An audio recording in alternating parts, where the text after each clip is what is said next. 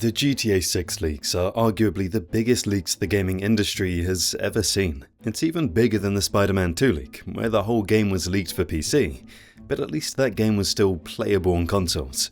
With all the new clips coming from this guy, there's a ton of details that even Rockstar wouldn't have given us with the extended look on August 28th. Things really started heating up when he released gameplay footage of him writing his name, Leak, with a rifle. Bro is not playing around anymore. One thing this clip confirms is that he either has a working build of the game right now, or at some point he had a running build, which could be catastrophic considering he could literally leak the entire game right now. And he's even threatening Rockstar that he'll leak the ending of the game. If he does that, I'm not sure what Rockstar will do, because this would be something that had never happened, and at this scale, to a game like GTA 6. Only time will tell what the future of GTA 6 will be. I honestly didn't think someone would be able to get their hands on a playable GTA 6 build after the massive leaks Rockstar dealt with before. You'd expect Rockstar to have locked everything down after that. Yet, here we are, with someone seemingly having access to something that can actually be played. Well done, Rockstar Games. So, people are wondering whether someone from the QA team did this. And I feel like Rockstar is too big a company, and would never give a QA tester the whole portion. Which is why we're only seeing Jason and not Lucia. He hasn't picked up Lucia yet. So, like if it were RDR2, this would be the equivalent of someone posting snow footage on Valentine, and that's it. At least, that's what I'm hoping for. Random gameplay is fine, to be fair, like, wow, you can steal a car and shoot people in GTA, but story spoilers would be something I hope never happens. But if we focus on the gameplay itself, the leaked gameplay looked strange. Some of the footage seemed more like something that could have been used for internal gameplay testing. I think he has a very, very early build of the game, portion-wise. Even the supposed cutscene felt almost too perfect, especially when it ended with the line, "I use a VPN." It made you wonder whether he had found a collection of development footage, or if he had an actual playable version of GTA 6. He also had a tweet where he's straight up threatening Rockstar with riddles. He's acting as the Riddler, mocking the biggest gaming company. Aside from this leaked footage we just talked about, he also released a video of him stealing a supercar and driving it for more than a minute. It showcases the kind of roads GTA 6 will have, and what the world looks like overall. There are tons of details to decode from this footage alone. The car Jason steals appears to be a Trafford Frax, GTA's fictional take on a Bugatti. Although, the engine sound in the footage sounds more like a Lamborghini. Even the carjacking itself has more going on. Jason has to spam the circle button during a QuickTime event to pull the driver out when they resist, and doing this slowly drains Jason's stamina. So, stealing a car could actually involve a little more interaction than simply pressing a button and driving away. There are also trackers on civilian vehicles. The Frax has a red pin on the map, while a police bike has a yellow one. When Jason sits still in the car, the red tracker starts to pulse until he begins driving again. This could potentially be showing that the vehicle's location is being tracked while it's stationary, although we don't know exactly what the system is doing yet. The Frax itself has some really nice details too. Its spoiler moves upward when Jason brakes, apparently helping with air resistance, while the brake calipers light up. The reflectors also react to the car's lights, making the vehicle feel much more connected to the environment. There are plenty of smaller details in the background too. Electric scooters and the Metro Mover can be spotted around the city, and a pawn shop icon appears on the minimap. Jason's driving animation is also interesting. You can just drive with one hand on the door or hanging outside the window, even while moving at a high speed. It's a small detail, but Rockstar clearly wants characters to feel like real people moving around the city. The police system seems to have received some serious changes as well. Police cars can now flash their lights at you when you're caught breaking traffic rules, and stealing a vehicle immediately gives Jason a 2-star wanted level. Police also seem to be much more common in regular traffic compared to GTA 5. The driving itself looks different too.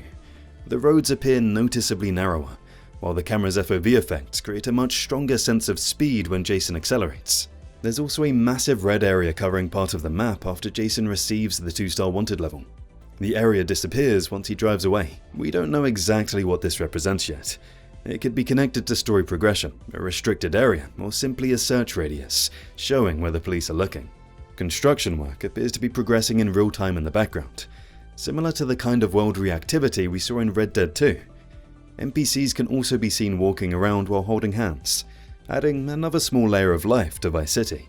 Even the vehicles have jokes hidden inside them. The Vice City transit bus has the number 420, because, of course, Rockstar couldn't resist. And finally, the radio footage gives us a couple of songs that could be featured in the game, including Unforgettable by French Montana and Players by Coi Leroy. I wonder what the consequences will be. Traffic tickets. We've seen how lawmen behaved in RDR2, where they verbally warned you for minor crimes. I wouldn't be surprised if they implemented that here. I also assume 1 star is reserved for breaking traffic laws and anything that doesn't require arrests. The leaker received 2 stars for stealing cars. I assume that will be for arrests, so the 3 stars and onwards might be where the police will start shooting. If my assumptions turn out to be true, this system is a lot more similar to the Mafia games. The lighting, draw distances, scale and fidelity make me feel like I'm watching real-life clips of someone driving around Miami. The final game is going to be mind-blowing. The worst one out of all of these that gives us a lot about the world is the video where Jason's flying a plane over Vice City. In this, we see a full zoomed-out view of the city and how the world will look from the skies. Previous clips gave us a look at driving, combat, the weapon wheel, and even a short cutscene. Now, another leaked clip gives us around 2 minutes of GTA 6 from the air. And honestly, this might be one of the most impressive looks we've had at Leonida so far.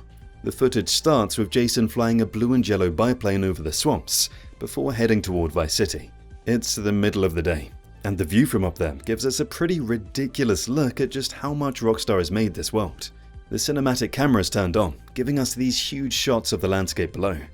From this distance, the game almost looks like Microsoft Flight Simulator, which in itself is a big achievement. And remember, this footage is reportedly around a year old, so some of what we're seeing may have changed by the time the final game releases. Looking down at the highways, you can spot cars moving through the world, although there are some noticeable vehicles. That's not too surprising, considering how old this build appears to be. What really stands out though are the clouds. They look amazing.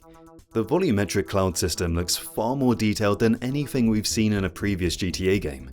At any point, Jason can potentially jump out of the plane, parachute down toward the ground, steal a car, drive through the city, interact with buildings, get into trouble with the police, or just explore whatever happens to be around him. The fact that all of this exists within the same world makes the scale of Leonida even more impressive in my opinion. Then, around 54 seconds into the footage, Jason opens the radio menu. The radio system looks different from previous GTA games. From GTA 5, we're used to the wheel of stations. The options here are displayed as square icons across the top of the screen. You can switch between stations, mute the radio, and there's also an on-demand option that appears to give players more control over the music they want to hear.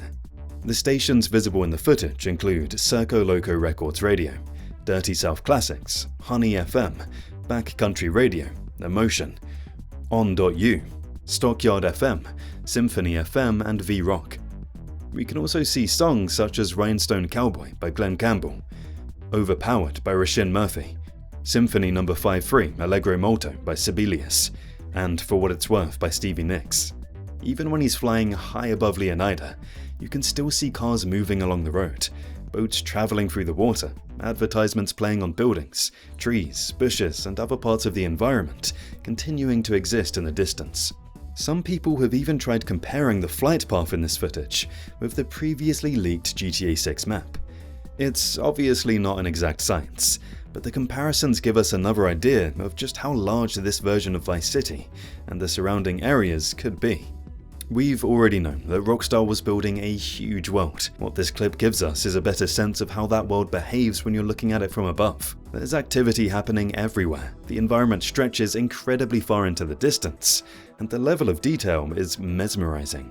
I've seen plenty of GTA fans reacting to this footage and praising the scale and quality of the map.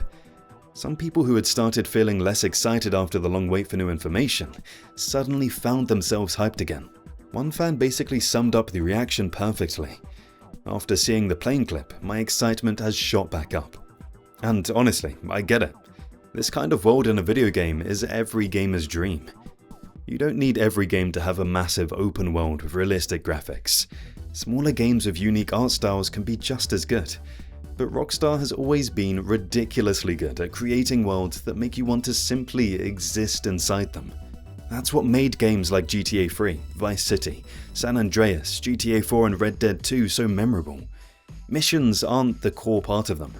You're just driving around, listening to the radio, looking at the city, and seeing what happens. We still have to remember that this is leaked footage from an older build, so some details may change before release. In one leaked bit of gameplay, we see Jason approach a car, and an on-screen pop-up prompt appears that mentions clone key. This is one of the leaked features people on Reddit were talking about. This seems to indicate that you'll be able to use a device to clone a car's FOB, and then unlock it easily without having to smash the window or break in. There's also a prompt that appears that mentions breaking the window though, so it seems you'll have a few options for stealing cars. Ever since GTA 6 was announced, fans were wondering how Rockstar would implement the weapon wheel system. There were talks about how our character wouldn't have an unlimited number of weapons in his pocket, and this particular feature would change the whole dynamic of the game. I can't even imagine a GTA game where I'll only have a few weapons with me. The leak shows that they'll bring back the weapon wheel similar to what we saw in Red Dead 2. However, this weapon wheel seems a bit smaller and more like RDR2's than GTA 5's, possibly indicating that you won't be able to carry 12 guns in an RPG with you at all times, as it was in past GTA entries. It's divided into two wheels, weapons and items, just like in Red Dead 2. The weapons wheel contains a pistol at the top, unarmed fits on the right, a bomb or torch of sorts at 5 o'clock, a hunting knife at 7 o'clock, and nothing elsewhere. Another interesting detail spotted in the weapon wheel is healing items that Jason seems to carry around with him, and which can be used during fights to quickly regain some health. This feels very similar to RDR2's inventory and healing system. In the leaked footage, the healing item appears to be named Zombix. When the weapon wheel is open, you can see the health bar, stamina bar, and a third bar that has a purple eye icon. Money is displayed in the top right, and anything in the wheel can be dropped. Jason stabs the police officer multiple times with the hunting knife, before stealing the motorbike and driving away. He speeds down roads with the sirens playing before getting wanted, plus driving into a canal. He then gets out of the canal and walks up to some homeless NPCs, and begins listening in on their conversation. Due to the eavesdropping, an NPC gets mad and pushes Jason. He begins to slap the NPC. An alert that reads, "The cops are searching for you and they have your description," appears with a number of icons. Clothes, face, car. The NPC fights back, slashing Jason multiple times. Jason pulls out the hunting knife and kills the rest of them. The knife combat looks pretty similar again to RDR2. The leaked footage also gives us a look at how GTA 6 could make everyday encounters feel more interactive. In one of the clips, Jason gets into a confrontation with security guards, but the situation here gets pretty interesting. The guards appear to try to arrest him first. Jason then pulls out a taser and takes them down. Rockstar seems to be giving players more ways to deal with such situations. You don't always have to pull out a gun and start shooting in GTA 6 the second something goes wrong. Also, the aiming reticle stays on screen at all times while Jason has the gun equipped, ready to fire seemingly without aiming first. Does this mean you can hip fire in a GTA game? Maybe Rockstar wants this GTA to feel genuinely like a cover shooter. The same idea can be seen when Jason steals a car. Getting into a vehicle now appears to give players different ways to break in. You can apparently break into the car normally or smash the window to get inside. That might sound like a tiny detail, but honestly, these are the kind of little choices that can make a huge open world feel more believable. When you're doing something as simple as stealing a car, the game is giving you more ways to approach it. The footage also shows Jason moving through Vice City at night, and the animations look noticeably more detailed and cinematic. Characters move around the environment with more natural looking actions, and there seem to be more small interactions happening around them. There's even a funny little detail that I loved as a Red Dead fan after Jason knocks out one of the guards.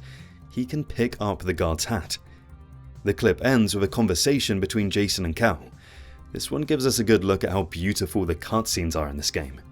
In another clip, we can see Jason driving at night. Before this, everybody on the internet was convinced that this was likely a build from 2023, but it seems like this build is actually from last year. The song heard in this section is Sports Car by Tate McRae. The song was released in January 2025. This seems to contradict past rumors and reports that the leaks are from 2024 or even 2023.